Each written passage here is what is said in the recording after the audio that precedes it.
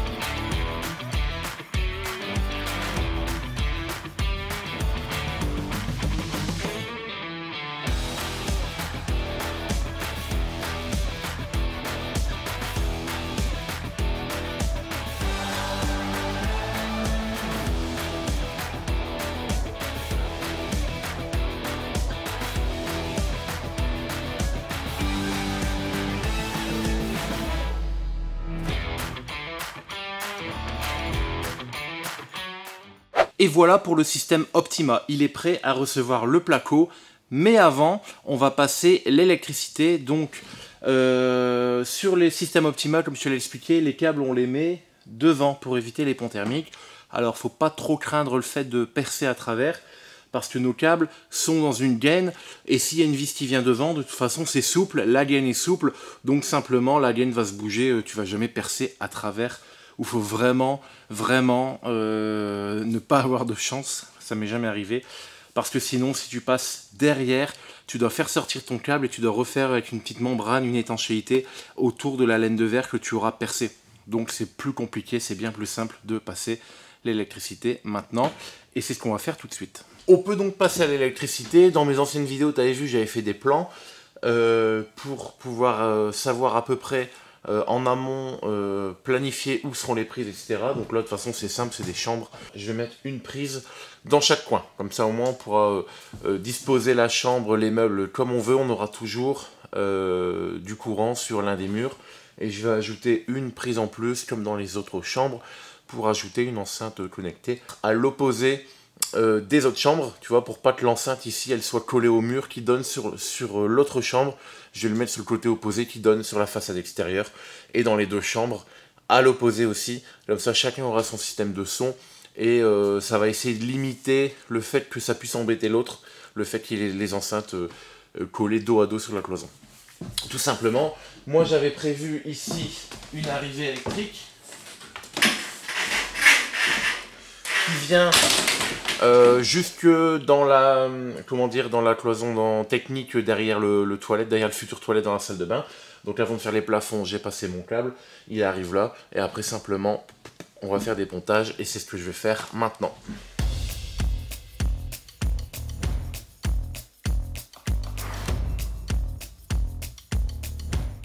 Tu vois ici, dans ce genre de montage avec rail montant, tu as des trous dans lesquels tu peux faire passer de l'électricité ou alors des tuyaux d'eau par exemple. Donc l'important, c'est quand tu fais ton montage de faire en sorte que les trous correspondent. Comme ça, tu peux faire passer des choses quand tu es dans une cloison. Sauf que moi, tu vois, comme je suis décalé du mur, parce que le mur n'était pas droit, j'ai de la marge derrière. Donc mes câbles électriques, je les fais simplement passer derrière. Mais au cas où j'avais pas de place, j'aurais fait passer par les trous qui sont là. Et tu vois ici, j'arrive, donc je passe tout derrière. Et là, ici, j'arrive devant, tu vois, la laine de verre. Et ça va être pareil partout.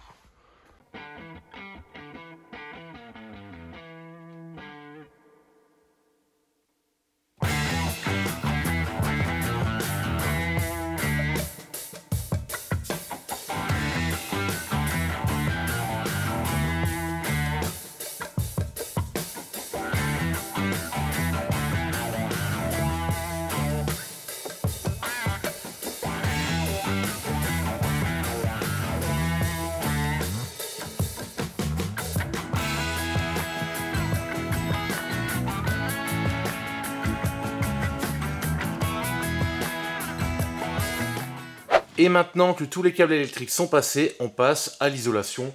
Donc là, tu vois, je vais alterner, j'ai des panneaux de 45 d'épaisseur pour isoler entre cloisons. Mais à certains endroits, notamment ici, si j'ai vraiment de la marge, j'ai aussi des panneaux de 75 mm d'épaisseur. Donc si ça passe, je mets du 75. Vu que j'en ai, autant les installer, ce sera mieux isolé.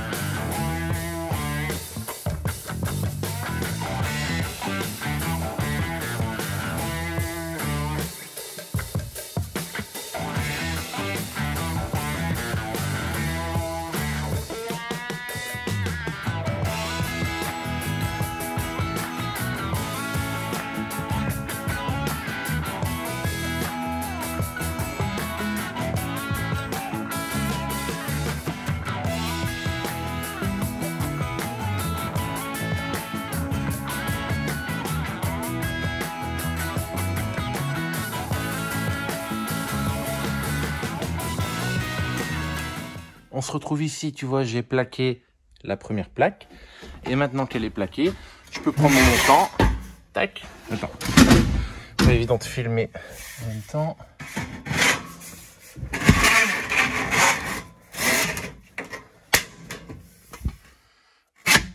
Hop. Je vais simplement mettre des vis à travers tout. Bon, je peux pas te filmer parce que je tiens à une main. Et une fois que lui il sera plaqué, il va aller chercher la fourrure qui est derrière et on aura un bel angle. Et ici, tu vois, je pourrais redémarrer avec une plaque complète, tac, tac, tac, et ainsi de suite.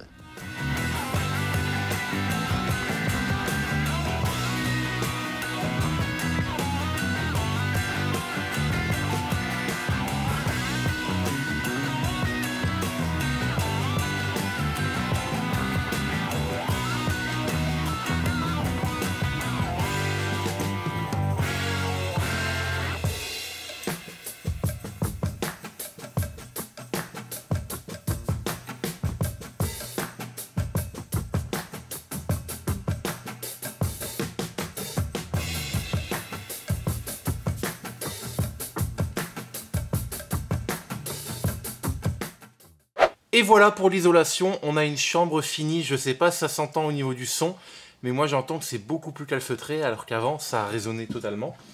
Ben voilà, tout est isolé, tu vois les gaines électriques, on le voit pas vraiment à la caméra, enfin bref, donc je les ai sortis de la laine de verre aux bons endroits. Là-bas j'ai démarré à plaquer la première plaque pour pouvoir finir, comme je t'ai montré, la fixation du montant pour mettre mon isolation. Et il me restait une plaque dans les pattes que j'arrêtais pas de balader de droite et de gauche. Au moins, elle est installée. Maintenant, il reste le plus emmerdant, c'est aller chercher toutes les plaques de placo et les monter. Et quand on est tout seul, il faut des muscles.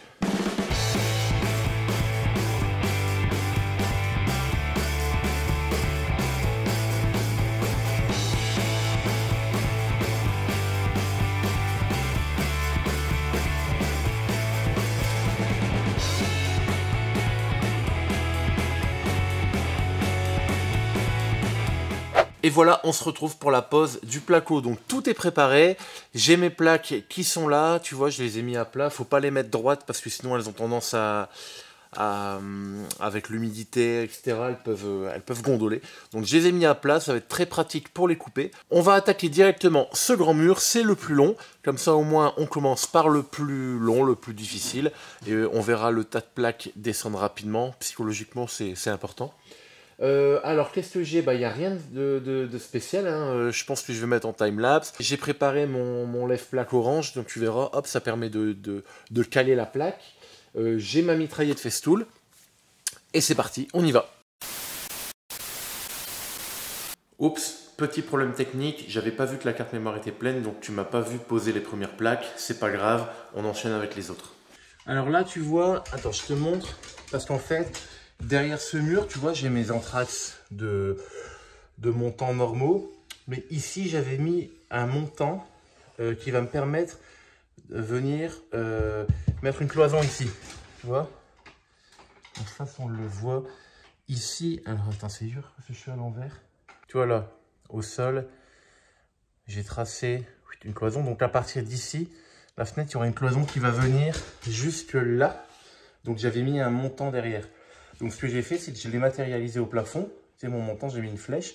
Et une fois que j'ai mis ma plaque pour tomber pile poil dans le montant, bah, je mets mon laser sur la flèche et ça me fait une ligne tout le long. Et sur cette ligne, je mets des vis. Tu vois, tac, tac, tac, tac. Comme ça, j'ai un montant derrière. Et au moment où je vais devoir venir remettre une cloison ici, je vais venir mettre un montant sur cette plaque et je vais pouvoir venir le visser à travers et reprendre directement le montant qui est derrière. Un peu comme les angles qu'on avait fait tout à l'heure. Donc tu vois, encore une fois, le laser me sert. Tu fais ton petit repère en haut, tu mets ton laser, tu mets tes vis le long, et puis voilà.